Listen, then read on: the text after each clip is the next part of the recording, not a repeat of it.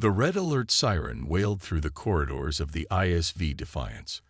Commander Ethan Collins rushed to the bridge, his heart pounding in his chest. The ship's AI had picked up a distress signal from the Neptune research outpost. "Status report," Ethan demanded as he took his seat. Lieutenant Amy Scott looked up from her console with worry in her eyes. "Sir, we're receiving an emergency broadcast from Neptune Station. It's not good." Ethan watched the main screen as it flickered to life. The face of a terrified scientist appeared, blood trickling down his forehead. "This is Dr. Alan Weaver at Neptune Station. We are under attack by unknown vessels. They came without warning. Our defenses are failing. Please send help immediately." The transmission cut to static. "How long until we reach Neptune?" Ethan asked. 4 hours at maximum speed, sir," replied the helmsman, Joe Garcia. "Push the engines to their limits. I want to be there in 3. The journey felt endless. When they finally arrived, the sight that greeted them sent a chill down Ethan's spine. The once proud research station was now a twisted wreck of metal and frozen debris. Bodies floated among the ruins, their faces frozen in expressions of terror. "My God," whispered Amy. "There were 400 people stationed here." Ethan ordered search teams to look for survivors, but they found none. The Defiance's sensors picked up traces of energy weapons unlike anything in Earth's arsenal. Whatever had done this was far beyond human technology. In the station's partially intact control room, they recovered surveillance footage. The video showed sleek, silver ships appearing without warning.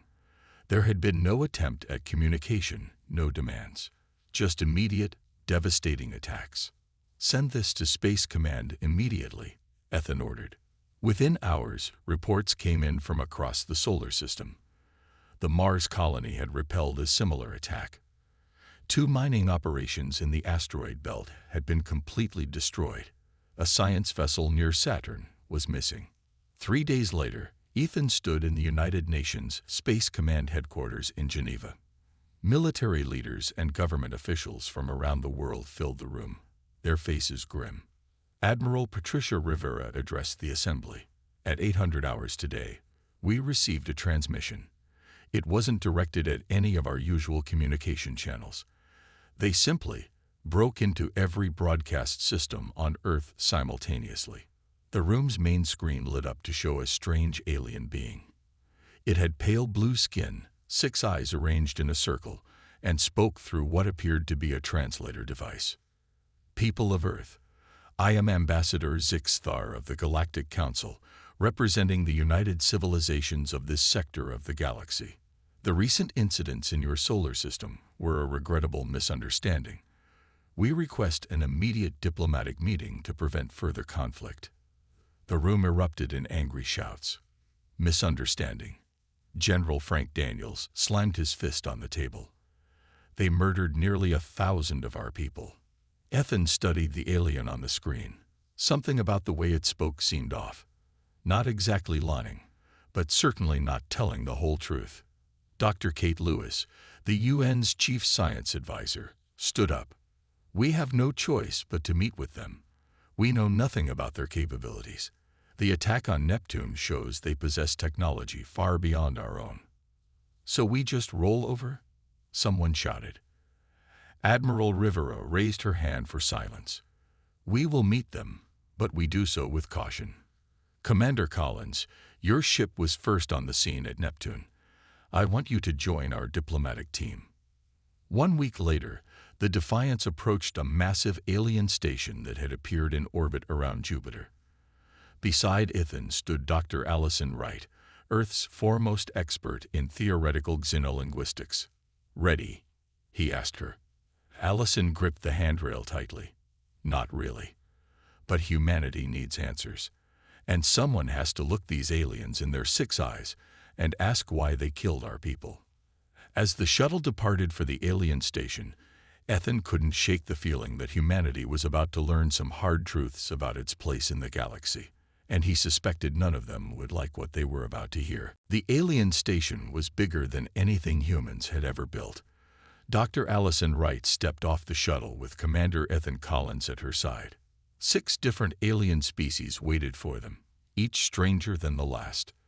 The leader, Ambassador Zixthar, moved forward on 3 leg-like tentacles. "Welcome, Earth representatives," said Zixthar. His translator made his voice sound flat and cold. "We are pleased you accepted our invitation." "This isn't a social call," said Allison, her voice firm. "You attacked our outposts without warning. We lost nearly 1,000 people." The ambassador's 6 eyes blinked in sequence. "A truly sad event, but you must understand, your rapid expansion concerns several council members." A large reptilian alien stepped forward. His red scales glinted under the station's lights. "I am Drokax of the Vraxian Imperium. Your solar system borders our claimed territory. Your ships and stations were appearing without permission." Ethan clenched his fists. "We didn't know anyone had claimed space near our system. You could have contacted us. Vraxian security protocols are thorough," said Zixthar. "But now we can move forward. Please, follow me to the meeting chamber." The room they entered had a huge window showing Jupiter's swirling clouds. The Earth team sat on one side of a long table, the aliens on the other. For hours, they talked about the attack. The Council admitted their ships had fired first, but offered only a small payment for the lives lost. When Allison pressed for more, Drokax leaned forward. "You should be grateful for our offer. Many younger species received nothing." "Younger species?" asked Ethan. Zixthar gestured with a tentacle. "The Council has existed for 12,000 years. Earth is very new to space travel. This brings us to our proposal." A hologram appeared above the table showing Earth's solar system. "We offer Earth-protected status," Zixthar continued. "You will be allowed to continue development within your solar system under our guidance." Allison frowned. "And beyond our system?" "Not permitted," said Drokax sharply. "Not until you reach an appropriate level of civilization." "And who decides what's appropriate?" asked Ethan. "The Council, of course," Zixthar replied, as if the answer was obvious. Allison felt her anger rising, but kept her face calm. What they offered wasn't protection, it was a cage. "We'll need time to discuss this with our leaders." "Of course," said Zixthar. "You have 1 Earth month to accept our terms." Back on the shuttle, Ethan punched the wall. "They're treating us like children who need supervision." Allison looked out at the alien station growing smaller behind them. "They think we're primitive. That gives us an advantage." "What do you mean?" "They don't respect us. They won't expect us to fight back." When they returned to Earth, the United Nations called an emergency meeting. Allison and Ethan reported what they had learned. The room grew tense as people realized what the alien terms meant. "They want to contain us," said Admiral Rivera. "Keep us trapped in our own solar system." President Bill Howard rubbed his forehead. "What options do we have? Their technology is far beyond ours." "Maybe not as far as they think," said a new voice. Everyone turned to see Admiral Gregory Parker walking into the room. He rarely left his post at the Rocky Mountain Underground facility. "Mr. President, 5 years ago you authorized Project Prometheus. I think it's time the full leadership knew what we've been working on." Parker placed a small device on the table. It projected images of weapons and ships unlike anything in Earth's known arsenal. "While the public space program has been building colonies, we've been developing technologies based on theoretical physics. Some of our breakthroughs would surprise even the Council." Allison leaned forward. "Are you saying we can fight?" Parker's eyes were hard. "I'm saying we have options. But first, we need more information about what we're facing." "So what do we do now?" asked Ethan. President Howard looked around the room. "We buy time. Dr. Wright, return to the Council. Tell them we're interested but need to work through some details. Meanwhile, Admiral Parker will brief us on these options." As the meeting ended, Allison caught Ethan's eye. Both knew that whatever Earth decided, nothing would ever be the same again. Deep beneath the Rocky Mountains, Admiral Gregory Parker walked through the secret halls of Project Prometheus. The facility was built into the mountain itself, safe from prying eyes, both on Earth and now, it seemed, from space. "Dr. Mitchell, show me the latest test results," Parker said as he entered the main lab. Dr. Lauren Mitchell looked up from her computer. Her red hair was tied back in a messy ponytail, dark circles under her eyes showing she hadn't slept much. "Admiral, I think we've done it." She pulled up a video on the main screen. It showed a small silver device in a test chamber. When activated, the device created a swirling black and purple energy field. A test drone flew into the field and disappeared. "Is that what I think it is?" Parker asked. Lauren nodded. "Dark energy manipulation. We can create pockets of dimensional fold space." The drone didn't just disappear. It moved to another location instantly. "Can we use it for ships?" "In theory, yes. We can make our ships appear anywhere in the galaxy without using normal space travel." Parker smiled. "And the weapons applications?" Lauren pressed another button. The video changed to show a similar device firing a beam of dark energy at a target. The target didn't explode. It simply ceased to exist. "The dark energy beam pulls matter into fold space. Nothing in our tests could block it," she explained. Parker was about to respond when the door opened. Major Ryan Kelly walked in, holding a datapad. His face was grim. "Sir, you need to see this," Kelly said. He was the head of intelligence operations for Project Prometheus. The screen changed to show intercepted communications from the Alien Council. Kelly had found a way to hack into their systems using technology reverse-engineered from a crashed alien probe found years ago, an event kept secret from the public. "They'd been watching us for decades," Kelly explained. "The Vraxians didn't just happen to be near our system. They've been planning to contain Earth's development." The data showed past council meetings where the aliens discussed humanity's potential. They feared how quickly humans advanced and adapted. "There's more," Kelly continued. "The Vraxians have done this before to at least 3 other species. They attack. Then the council steps in with protection that keeps the new species weak and dependent." Parker's face hardened. "So this wasn't a misunderstanding at all?" "No, sir. And look at this." Kelly showed images of planets where other young species lived under council rule. They were limited to their home systems, given only approved technology, and essentially turned into client states. Lauren studied the images with horror. "They're being farmed for resources and labor."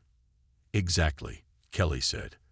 "The council keeps them just advanced enough to be useful, but never lets them develop into real competition." Parker walked to the window overlooking the main hangar.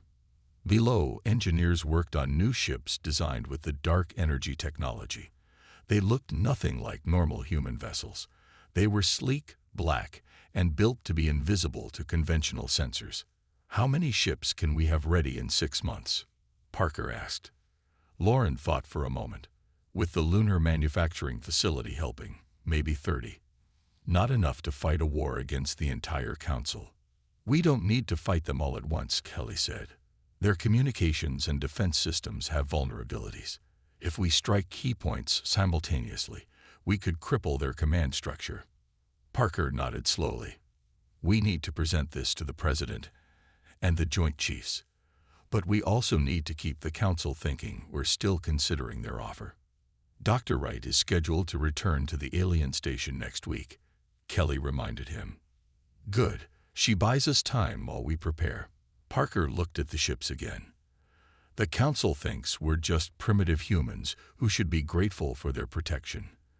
We're going to show them exactly how wrong they are." Lauren's computer beeped with an alert. "The new shield technology test is starting. Want to see what happens when we turn their energy weapons back on them?" Parker smiled grimly. "More than anything." On the far side of the moon, hidden from both Earth and alien eyes, Captain Sam Martinez watched his pilots train. The simulator pods hummed as 20 men and women flew virtual missions against council ships. Major Kelly had provided detailed information about alien vessel capabilities, and the simulators were programmed to match them exactly. "They're getting better," said his second-in-command, Lisa Chen. Sam nodded. "But are they good enough? We'll only get one chance at this." The lunar base had changed dramatically in the past 3 months. What had once been a small research station was now a major manufacturing center. The official story was that it was building new mining ships. The truth was far different. Deep in the facility, engineers assembled stealth vessels equipped with dark energy weapons. The ships were small, fast, and nearly invisible to sensors. Each could carry just 4 crew members, but their power was enormous. "Captain, Admiral Parker is on the line for you," said a young lieutenant. Sam stepped into his office and activated the secure channel. Parker's face appeared on the screen. "Progress report, Captain," Parker said. "Training is going well, sir. The pilots are scoring higher each day in the simulations. The new ships are performing beyond expectations in lunar gravity tests." Parker looked pleased. "Good. Dr. Mitchell has finished the shield upgrades. We're installing them on all vessels now. The new shields could absorb energy from enemy weapons and redirect it. In tests, they had proven nearly unbreakable against the types of weapons the Council used." "What of our timeline, sir?" Sam asked. "Dr. Wright is keeping the Council busy with diplomatic talks. They're getting impatient, but they still think we're just stalling out of fear or indecision." Parker replied. "We have maybe 2 more months before they demand an answer." After the call ended, Sam walked to the observation deck. Through the reinforced glass, he could see the shipyard. 25 black vessels were nearly complete. They looked like predators, sleek and dangerous. Meanwhile, on Mars, General Olivia Grant supervised the construction of a backup command center. If Earth was targeted in a Council attack, military leadership would continue from Mars. Olivia studied the defense plans with her team. "We need to distribute our forces properly. If we commit too many ships to any one location, we risk leaving others vulnerable." Her aide, Ben Cooper, pointed to a holographic map. The intelligence team identified these 6 locations as the Council's primary communication hubs. "If we can hit them all at once, we could blind their response." Olivia nodded. "And their defense grid. Major Kelly says it has a central control point here." Ben pointed to a station near a red dwarf star. "Their overconfidence is their weakness. They never expected anyone to get this far into their network." Back on Earth, President Howard met with his closest advisors. The weight of humanity's future rested on his shoulders. "Are we doing the right thing?" he asked quietly. "We're planning a surprise attack against a coalition that, technically, offered us peace terms." Admiral Rivera's expression was hard. "Peace on their terms means the end of human independence. We've seen what happens to species that accept Council protection. Is that the future you want for Earth?" The President sighed. "No, but I worry about the cost." "There will be a cost either way," Rivera replied. "At least this way, we choose our path." On the alien station, Dr. Allison Wright sat across from Ambassador Zixfar.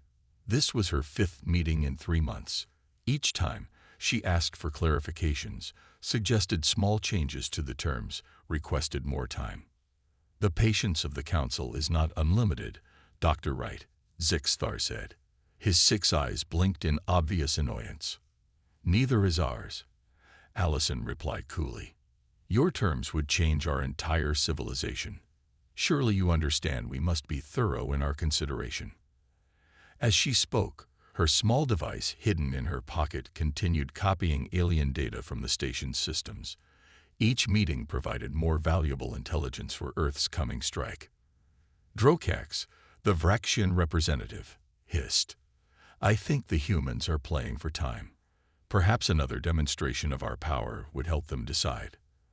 Allison felt a chill but kept her face calm. "Threats won't help, Counselor. Earth is considering your offer in good faith." For now, the lie would hold. But the clock was ticking. 6 months had passed since the first meeting with the Council. Allison Wright sat in yet another negotiation session on the alien station. The atmosphere had changed. The aliens were no longer hiding their frustration. "Dr. Wright, this delay cannot continue," said Zixthar. His tentacles moved in agitated patterns. "The Council requires Earth's answer." Allison kept her face neutral. "As I've explained, our world has many nations with different opinions. Building consensus takes time." Drokax slammed his scaled fist on the table. "Enough. My sources report unusual energy readings near your Saturn. What are you hiding?" Allison's heart raced, but her voice remained steady. "I'm not aware of any special projects near Saturn. Perhaps it's one of our regular research missions. We should send ships to investigate," Drokax told the other council members. "The humans cannot be trusted." Zixthar raised a tentacle for silence. "We will give Earth one final extension.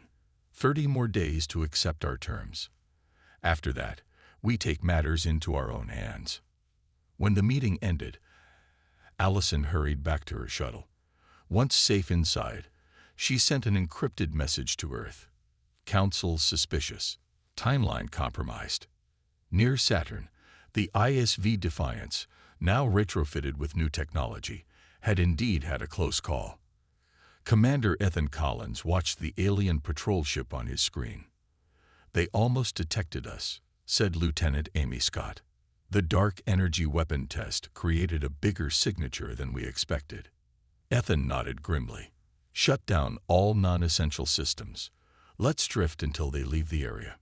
The alien ship circled for hours before finally jumping away. Ethan immediately contacted Admiral Parker. "Sir, we were nearly discovered. The Council is getting suspicious." Parker's face on the screen looked concerned. "How close are you to completing the weapon calibrations?" "We need another week, sir." "You may not have it. Dr. Wright just reported that the Council is losing patience. We need to accelerate our timeline." Back on Earth, the world leaders met in emergency session. President Howard looked at the faces around him. "The moment of decision has come," he said. "Admiral Parker, what is our readiness status?" Parker stood. "Our fleet is at 80% completion. Not ideal, but enough to execute our plan. The Mars Command Center is fully operational. Our intelligence on Council weaknesses is solid." "And if we wait?" asked a European leader. "Then we risk the Council discovering our preparations," Parker replied. "They already suspect something near Saturn. If they find one of our ships with the new technology, we lose our advantage of surprise." The room was silent as everyone considered the enormous risk. "There's something else you should know," Major Kelly said, stepping forward. He placed a data device on the table. "We intercepted this Council communication yesterday." The translation appeared on screens around the room. It was a message from Drokax to the Vraxian fleet. "Prepare for possible containment action against Earth. Weapons-free authorization requested." The mood in the room shifted instantly. "They're preparing to attack us again," President Howard said quietly. Admiral Rivera nodded. "It seems their patience has limits after all." "Then we have no choice," Howard decided. "We move forward with our plan now." Within hours, orders went out to all the secret facilities. On the moon, Captain Sam Martinez gathered his pilots. "This is not a drill," he told them. "Operation Sunrise begins in 72 hours. On Mars, General Olivia Grant activated the backup command center and began final preparations. Dr. Mitchell worked frantically to complete the last shield upgrades on the remaining ships. "We're cutting it close," she told her team. "But we'll make it." Admiral Parker sent a final message to Dr. Wright. "Accept all terms. Request formal signing ceremony with full Council present." When Allison received the message, she understood immediately. The time for talk was over. At their next meeting, she smiled at the Council representatives. "I'm pleased to inform you that Earth has reached a decision," she said. "We accept your terms and request a formal ceremony to sign the agreement." The aliens looked surprised at the sudden change, but pleased. "Excellent," said HFY. "We shall arrange a grand ceremony. All council representatives will attend to witness this historic moment." Drokax narrowed his yellow eyes. "Why this sudden change of heart?" Allison smiled. "We finally recognize the wisdom of your offer." It was the biggest lie she had ever told. The news spread quickly across the galaxy. Earth had agreed to accept protected status under the Galactic Council. A formal ceremony was planned at the Jupiter station in 3 days. Council representatives from all 27 species would attend this historic event. On Earth, the public story was very different from the truth. News channels reported that humanity had negotiated better terms.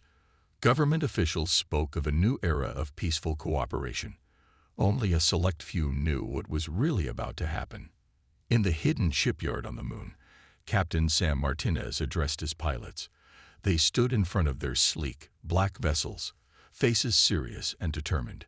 "Each of you has a specific target," Sam said. "You've studied them for months. You know your mission objectives.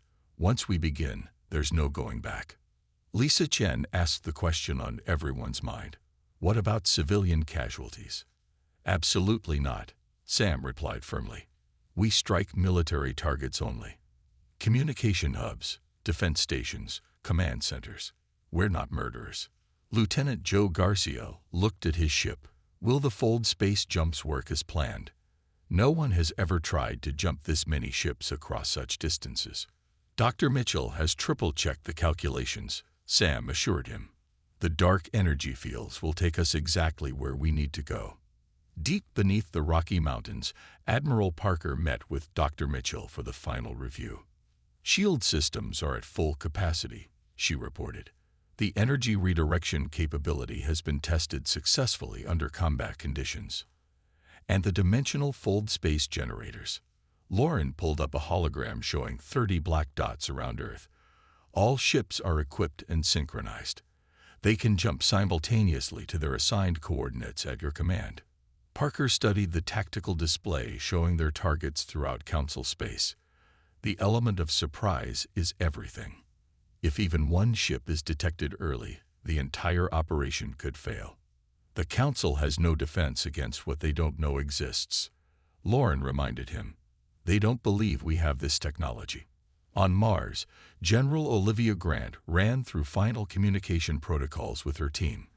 If Earth's command was compromised, she would take control of the operation. "All channels secure, ma'am," reported Ben Cooper. "We have backup systems ready if they try to jam our signals." Olivia looked at the red Martian landscape outside her window. "Strange to think that tomorrow, the fate of 2 planets will be decided." On the Jupiter station, preparations for the ceremony were almost complete. Council ships arrived from across the galaxy, carrying dignitaries eager to witness Earth's formal acceptance of their terms.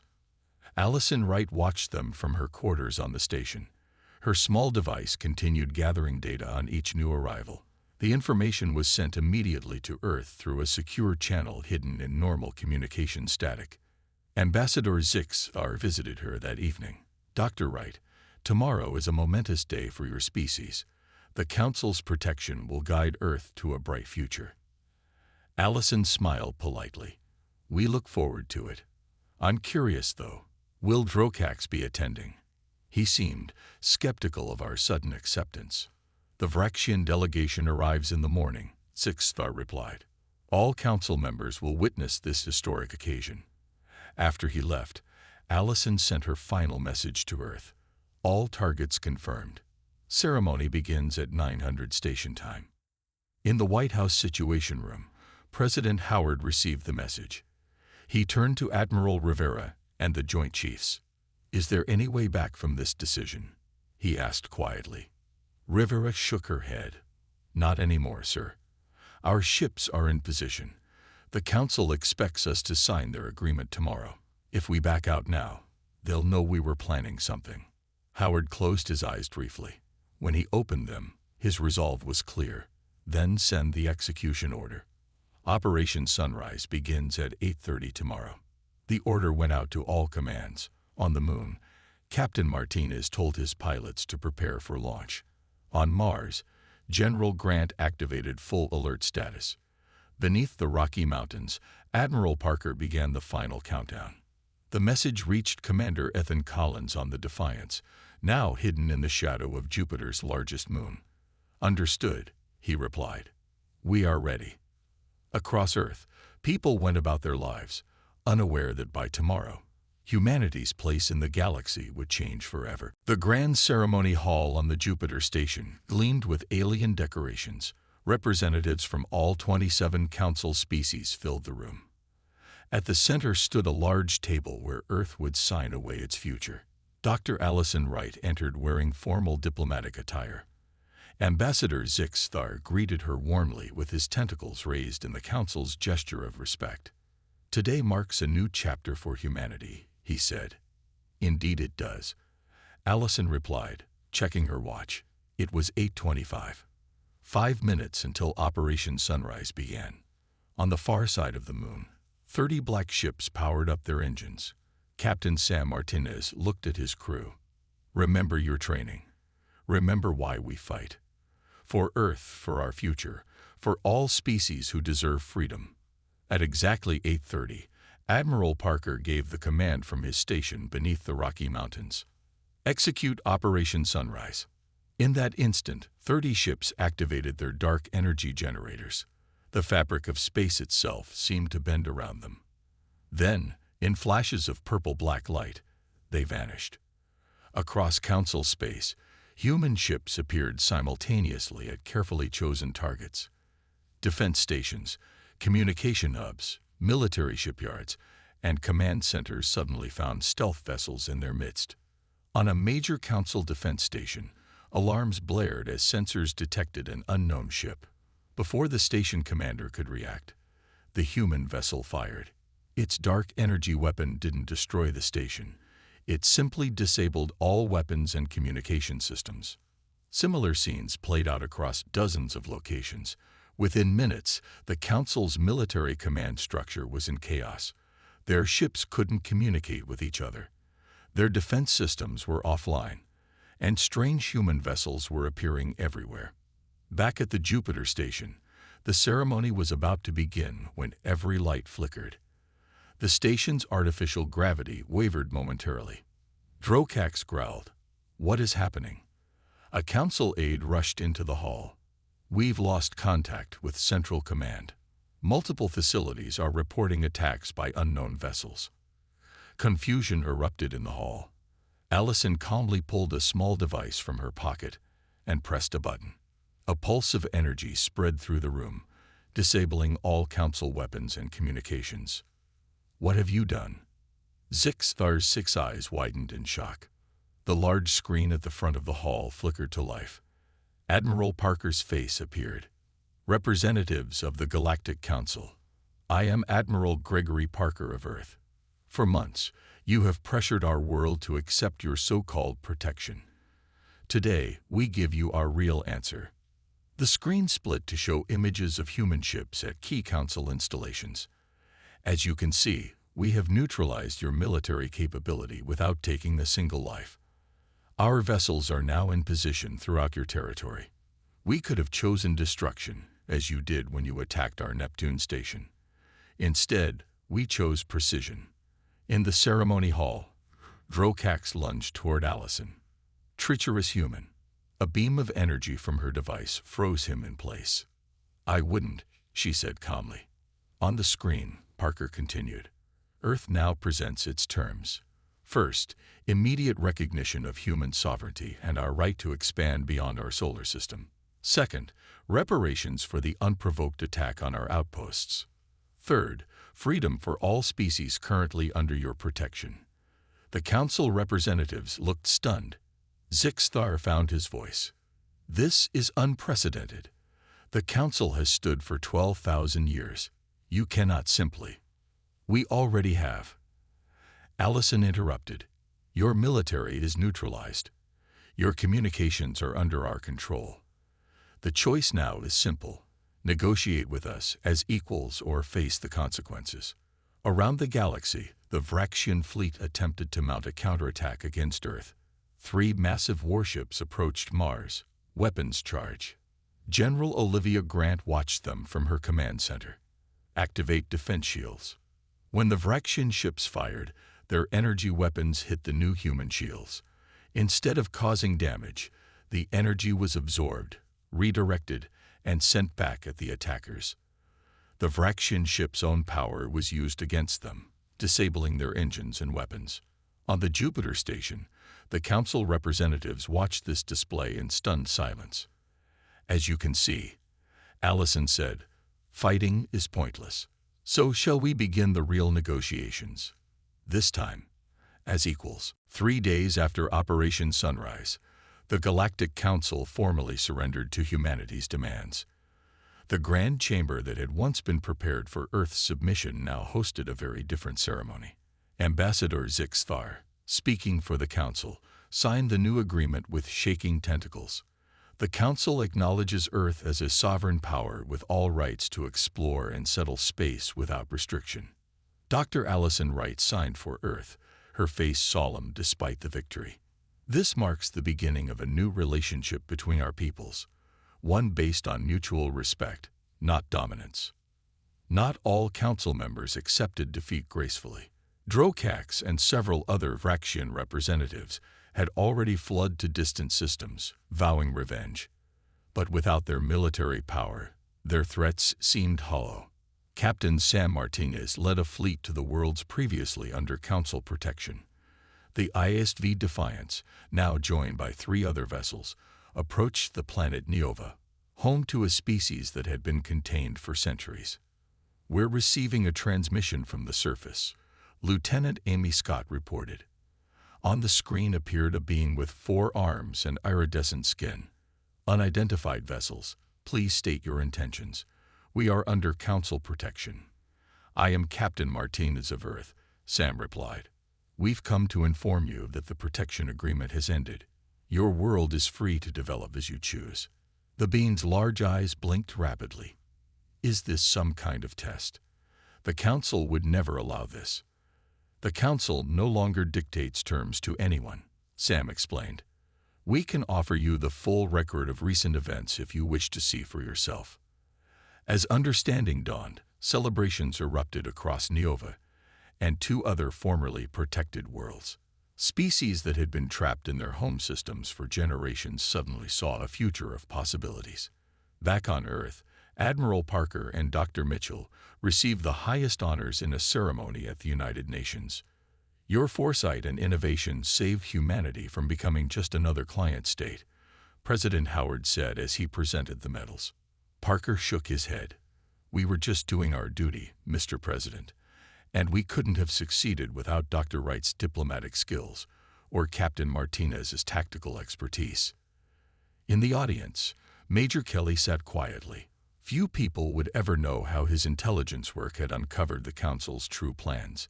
He preferred it that way. On Mars, General Olivia Grant oversaw the transformation of the Backup Command Center into Earth's new Galactic Affairs headquarters. From this facility, humanity would manage its expanding presence among the stars. "We're receiving requests from 15 formerly contained species for technological assistance and trade agreements," Ben Cooper reported. Olivia smiled. "Process them all. We won't be like the Council. We'll help them stand on their own."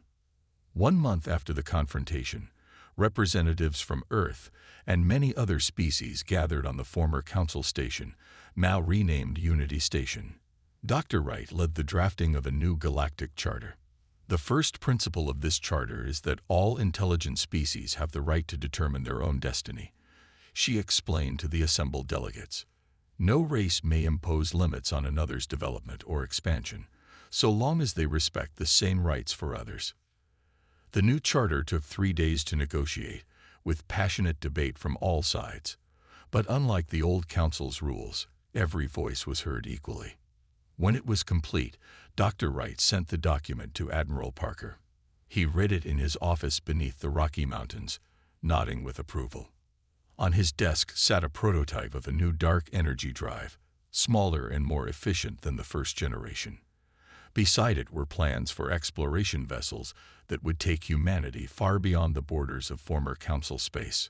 Outside his window, Engineers were already dismantling the weapons factory. The dark energy technology would now serve a different purpose: to build, not to threaten. Was it worth it? Dr. Mitchell asked, entering his office.